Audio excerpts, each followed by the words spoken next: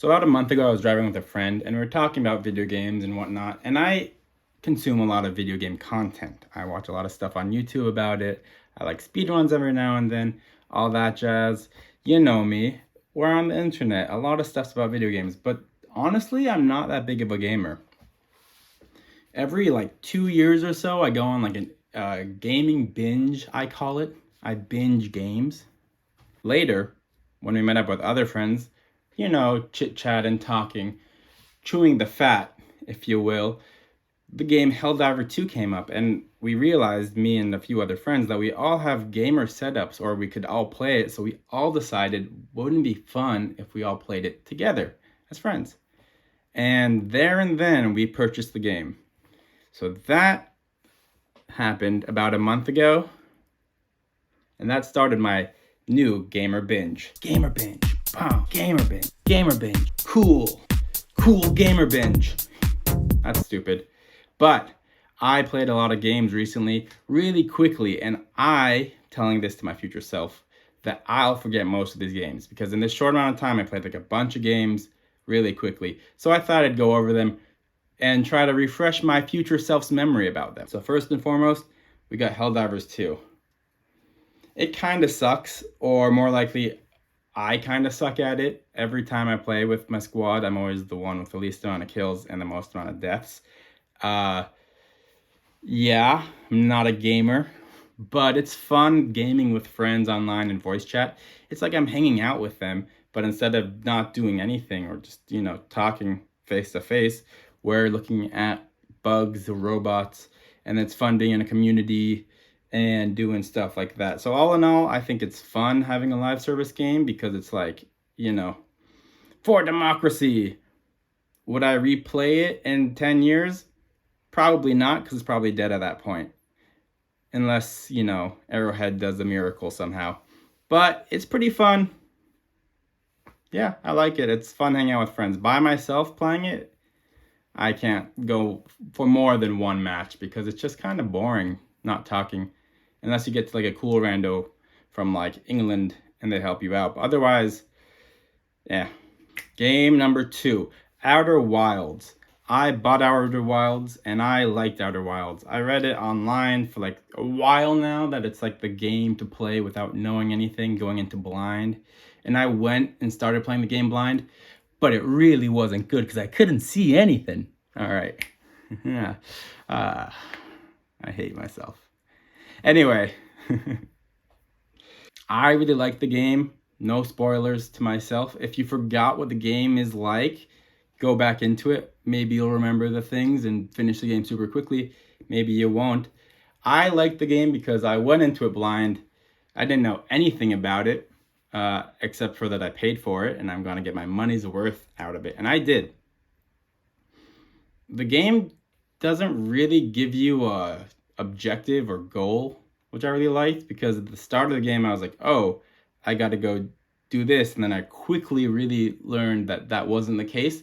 And then I was like, well, why isn't that the case? What should I be doing? And then I thought one thing was the goal, figured out what that was, and I realized that wasn't the end of the game, and that only there was just more hints to more things to eventually get to the game. Like, you get to the end of the game organically, because it's a puzzle game almost, where you put things together in your head by yourself. So it's cool. It's a sense of discovery of an exploration of the world that's organic. I feel like it's not like we must save the princess, so we got to do this and that. It was much more of like, I wonder what this over here does. And I was like, whoa, that leads to that. And then so the game just felt organically engaging, which I thought was great. 10 out of 10, would recommend to anyone. If you forgot about the game Future Me, go play it. It's probably still in your Steam library. Okay, next game. RimWorld. RimWorld is like a PC game that you can't really play on consoles. That's about it. You make the little people, you make the little houses, and they try to get off the planet. It's a fun game. I could see why people spend hundreds of hours on it.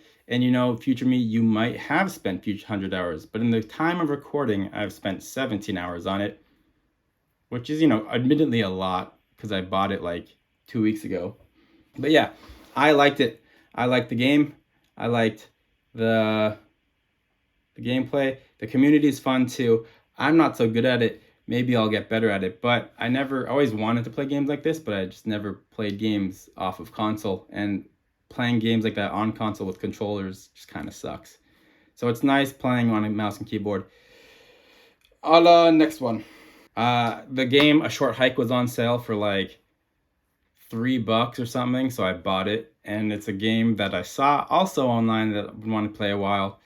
It's always in my mental, wish list, and I bought it.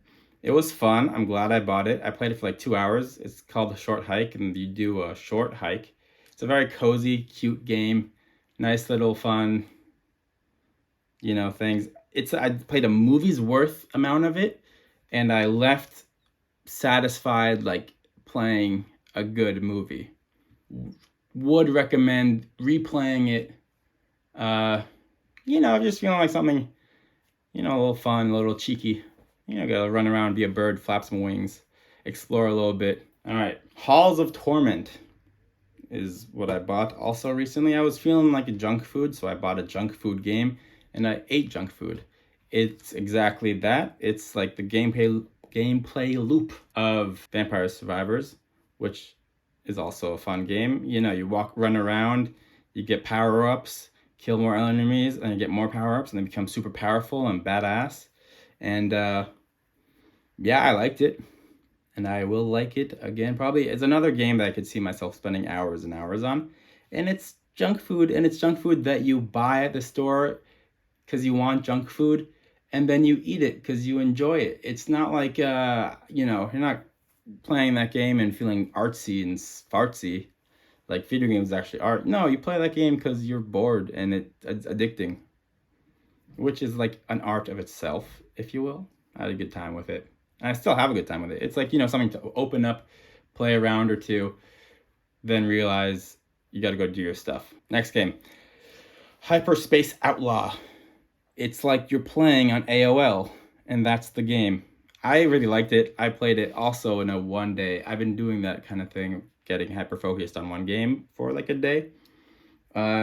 Just finished it yesterday as of recording.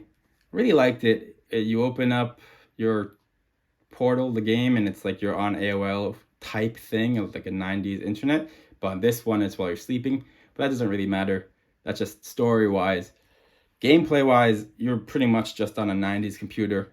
You get to, have your virtual pet. You can download stickers and software and stuff, and you're like a moderator and trying to keep all the stuff good on the website. And it was really cute, quaint, interesting, engaging.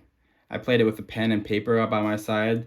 Felt really smart when I figured out the passwords of people or like hints or figured stuff out. Ending was interesting. Yeah, it was fun just, cruising around. I played a lot of it yesterday.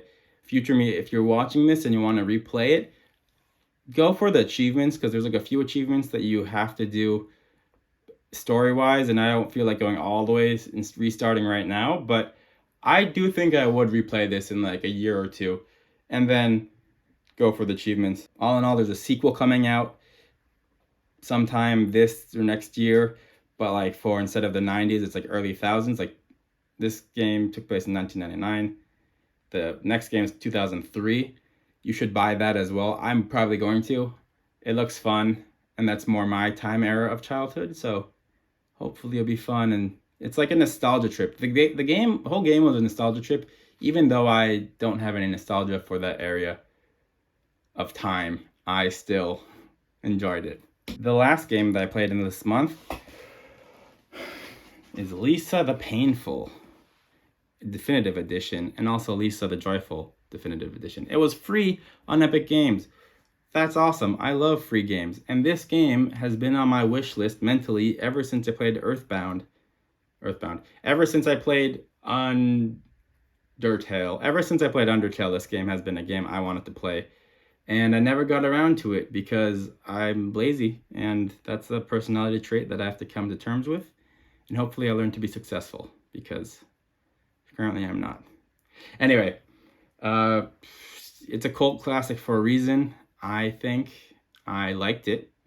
I did like it. I also played both of the games in one long day of 16 and a half hours. So yeah, I really jammed through it. I probably will forget mostly about this game. Same thing also with the Hypnospace. I feel like if you play a game, a story game, really quickly, you're more likely to forget it as opposed to if you're thinking about it a lot. So I will forget this game. So go back and replay it if you have free time. Do you have free time, future me? What's the deal? What are we doing? Are we happy? Are we still the same person? We probably are. I was rereading journals that I've had from like when I was like 17, and it's so funny to me as a 24-year-old because I did not grow as a person in any sense of the word. I've done so much stuff, but my journals are like still my same internal thoughts. So, which isn't bad. But it's funny, like the stuff I wrote when I was 17, I could write it today, and it's like the same thing. So how are you, future me? But yeah, Lisa the Painful, it was good. I liked it. Yeah, the story was interesting. It was engaging. Every woman dies and you find a baby girl and you decide to raise her for yourself. The game is really like good. The game doesn't really tell you a lot. All these games really that I like the most recently have been mystery games and where you have to sort of piece things together. This game, story-wise, it kind of just throws you in there. Like you're missing out on a lot of the story. You still have the story. It's still interesting. You're just missing out on things. So you kind of have to piece things together. And in the end, you still don't have to understand stuff. So then you have to look up on the wikis and then you understand it more. But it's good. The game kind of like kills characters, and I didn't like that because I had characters that I liked and then they just got killed and did. And then they stayed dead, and I was like, gosh, I wish they weren't stay dead. That's also, I think, made it a lot more powerful, the game, more meaningful. A lot of times it was like constantly like half health for a while, and it was stressful, but that stress was good. And then there's like, sit by a campfire, some of your people could just leave you. And so then you're always thinking, is it worth it? What's worth it? It's a game that, like, made me feel like my decisions were important, even though it looks like a mini clip game. To be completely honest, this whole binge, that same day I was with the friends driving and we bought Helldivers. Earlier that day I was writing out like a vlog because a month ago I was making a video every day on shorts and doing longer form stuff like this, like vlogs. And I, wrote out sort of my manifesto, I guess. I was in the shower and inspired about what life is. Why do I do things? Why does anyone do anything? Society, whatever. We all live in one. Bubbles are crazy. I wrote it all out, and it kind of made me realize, like, oh gosh, like, why do I live in a society? And why are bubbles so crazy? And more so, like, just I wrote out, and it, seeing in written word, my sort of ideologies I subscribe to is kind of like, we're all gonna die. I don't know how this got this way, what will be edited, but future me, I hope you're doing well. And thank you, future me, for watching this. It's probably cringe AF, am I right? Gosh, I was so silly. I didn't know how to edit videos back then at all.